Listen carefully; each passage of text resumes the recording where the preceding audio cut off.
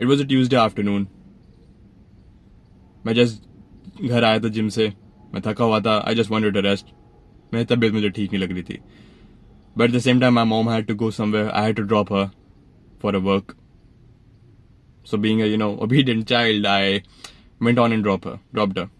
So मैं घर आ रहा था एंड हमारे घर आने के रास्ते में एक टर्न आता है जो एक ब्लाइंड स्पॉट है. बेसिकली ब्लाइंड स्पॉट क्या होता है कि एक टर्न होता है जहां पे तुम्हें पता नहीं चलेगा कि सामने से कोई गाड़ी आ रही है नहीं, unless they हॉन्क.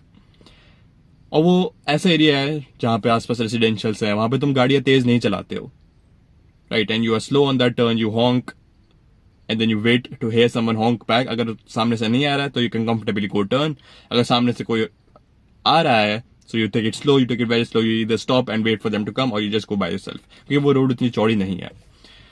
So as usual, as every day, I was going from there and I honked और सामने से कुछ नहीं आया. So being a logical person, I was going ahead with it. I was like, okay, मेरी speed होगी 30 kilometre per hour.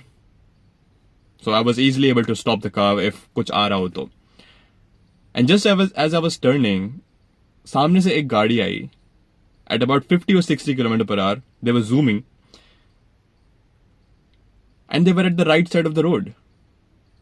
कि उनकी राइट साइड. सो इंडिया में जब तुम अगर ड्राइव करोगे, तुम्हारे पास ड्राइविंग लाइसेंस अभी नहीं है, अगर तुम्हारा बनेगा, यू विल रियलाइज कि you have to drive left side of the road. Always, no matter which side you're going, you always take your left side of the road. And they were driving their right side of the road, so they were already in the wrong. Especially at a blind turn like that, without honking. उन्होंने कोई horn नहीं मारा, उन्होंने कुछ नहीं किया. They just drove in. And by God's grace, I spotted them and they spotted me. And we both hit the brakes. हमारी गाड़ी inches away रुकी. And I took a moment to myself like, damn, we just saved something that could have gone very bad. And I looked at him. और उसमें 3 college के लड़के थे जो बहुत ज्यादा गुस्से में थे, क्योंकि दिल्ली के लोगों में बहुत ज्यादा ईगो होता है. They were like, we are not going to admit our mistake. उल्टा हम उसी को डांटेंगे. So they were furious at me. I could tell by their faces and वो लोग अपने माउथिंग कर रहे थे जिससे पता चल रहा था कि वो गालियां दे रहे हैं.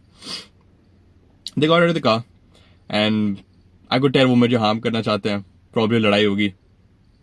So I judged them by the looks first.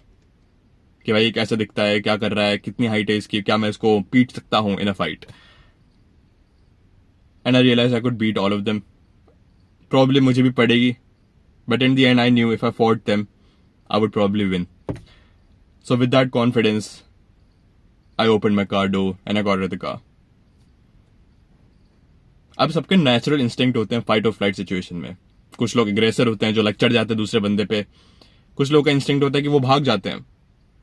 And third type, which is probably the worst type, is the freezer. हम फ्रीज हो जाते हैं कि भाई उस सिचुएशन में करना है कि हमारा दिमाग चलना बंद कर देता है. एंड जब वो तीनों लोग मेरे पे चढ़ने लगे, literally like abusing me, screaming at me, I kind of froze for a few seconds there. And then I realized this is not going to work like that. I need to be the aggressor over here. I need to be the dominant guy. So I put my hands up like this. I was like, stop. एक minute रुक जाओ. गाड़ी किसकी है? And one of the guys told me that इसकी गाड़ी और ये चला रहा था. I looked at the third guy who was abusing, जिसकी जुबान सबसे ज्यादा चली थी. And I screamed at him to shut the fuck up. Hindi में बोला मैंने, चुप, भोसड़ी के चुप हो जा. And I screamed it like his abusive father would. I could tell उसके parents अच्छे नहीं थे. उसको like properly raise up नहीं किया with the way he was being in the situation. I could tell. Like anyone who has been raised right wouldn't just go ahead and be this aggressive with someone जिसके साथ तुम्हारा कुछ रिश्ता है नहीं. कि लाइक मैं उसको नहीं जानता, वो मुझे नहीं जानता, दुश्मन नहीं हम लोग, और हमारा एक्सीडेंट नहीं हुआ है और उसकी गलती है specially. So when he is being aggressive, I know he has an abusive father. And when I screamed at him, it probably sent him to fucking trauma in the middle of the fight.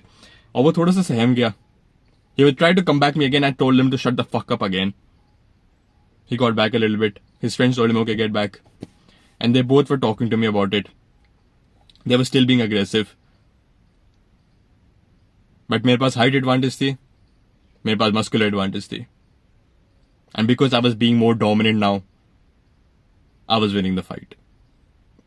बहुत ज्यादा गाली गलोच हुई उधर, बहुत ज्यादा चिल्ला रहे थे हम तीनों एक दूसरे पे. I was still trying to, make logic out of the situation. I was trying to put sense into them, but they weren't listening. The fight was getting escalated the more we talked. Because उनमें ऐसा ego था जो पिटे बिना नहीं जाएगा. And मेरी गलती नहीं थी तो मैं कभी accept नहीं करने वाला था. So just as we were getting closer, थोड़ी धक्का मुक्की होने लगी थी. आसपास बहुत सारे लोग आ गए थे. And एक पुलिस स्टेशन हमसे 200 मीटर दूरी पे होगा. So the people living there, वहाँ पे जो होटल्स थे वो सब लोग आए. And they were like, don't fight over here. हमें कुछ सीन नहीं कराना है. हमारे होटल की रेपुटेशन या फिर यहाँ पे जो लोग रहते हैं उनको दिक्कत हो जाएगी. So while all that was happening, few of the guys from the audience came along and they were like, don't fight guys. उन्होंने हमको दूर करने की पूरी कोशिश करी. And हम तीनों दूर हो गए. The fight didn't escalate to actual physical violence. I got in my car. And उनमें से एक फिर भी मेरे से बात करने आ रहा था. He was like, विंडो नीचे कर. I told him मेरे पास टाइम नहीं है laddoo. I drove away. Because I couldn't be, I can't be asked. मैं उससे डील नहीं करना चाहता था. क्योंकि I knew these were mentally ill people. I knew these were degenerates. I knew these were the people with abusive fathers. And I can't deal with these people. I'm not the one जो उनको उनके etiquette सिखाएगा. मैं सिखा सकता था. Especially the one who was talking the most. मैं उसको बहुत ज़्यादा सिखाना चाहता था. But I knew being a better man is this way. Where I do not escalate the fight. Instead, I just calm the situation down and bring logic into this. अगर हाथापाई होती, obviously मैं अपने हाथ चलाता, मैं ये ऐसे नहीं करता, ओ भाई मेरी बात सुनो. No, obviously अगर लड़ाई होती, अगर हाथ फाइट चलते, I would have beaten them up. I know for a fact. अगर मेरे को लगती, obviously मुझे भी चोट लगती, probably मेरे कुछ bruises होते अभी मेरे face पे. But at the same time, I know अगर फाइट बढ़ती मैं उनको पीट देता.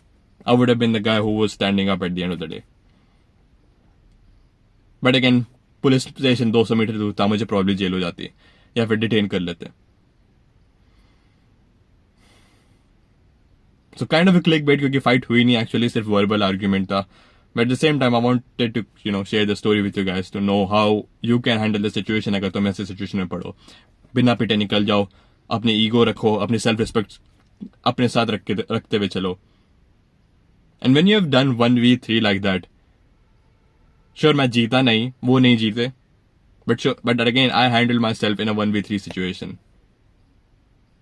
जहाँ पे काफी लोग हाथ जोड़ देते, भैया भैया करने लगते. So learn to keep your own stand अगर तुम सही हो तो. That is what I wanted to say. Thank you guys for watching. I'll see you guys later. See you boys.